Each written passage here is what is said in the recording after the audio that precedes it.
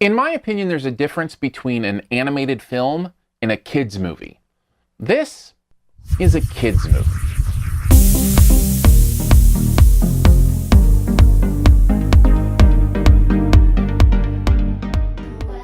I am not singing this. What's not to like?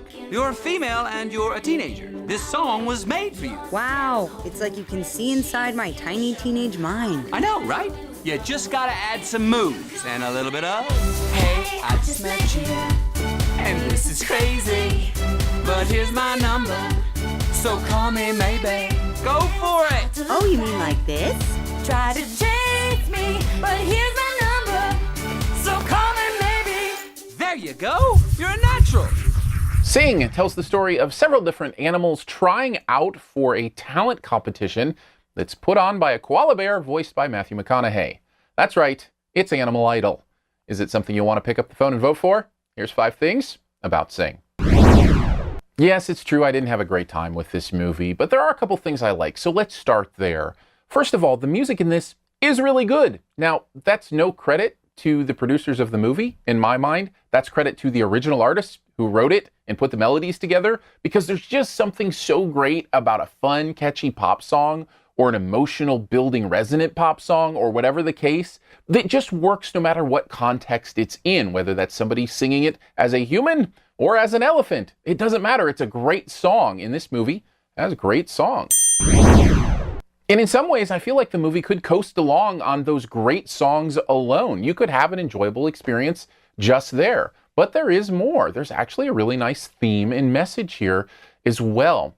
There's a message here about pursuing your dreams. And not only that, about pursuing your dreams no matter where you are or who you are or what your life situation is. I thought the movie did a great job at painting very different stories for very different characters, and yet how each of them had to come to pursue their dream. I think that's something valuable for all of us to hear, because we've all got things we want to do, but we put on the back burner because we just don't think it's realistic. And maybe sometimes we should go for it.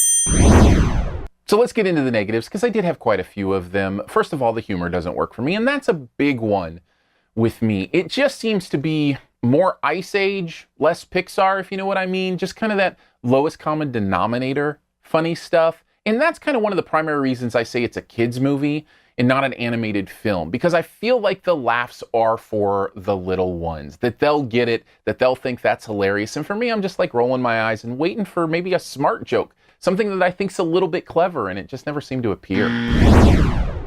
The other thing that's going to make or break a movie like this, probably for you, is the voice work. If you buy it or not. I didn't. I was distracted by it. I didn't think many of these voices matched. All I saw was Matthew McConaughey in my head recording his lines in a studio. It didn't feel like it was coming from this koala bear. The voice for the elephant didn't seem quite fit right, and I think that's Tori Kelly, who, by the way, did a fine job. I think Taron Egerton was the gorilla. It was a weird voice for a gorilla. I just didn't feel like the voicing matched, with one exception, and it's Seth MacFarlane doing the mouse. That actually worked perfectly. If they had been able to find work like that for all of the characters, I think this would have been a different movie.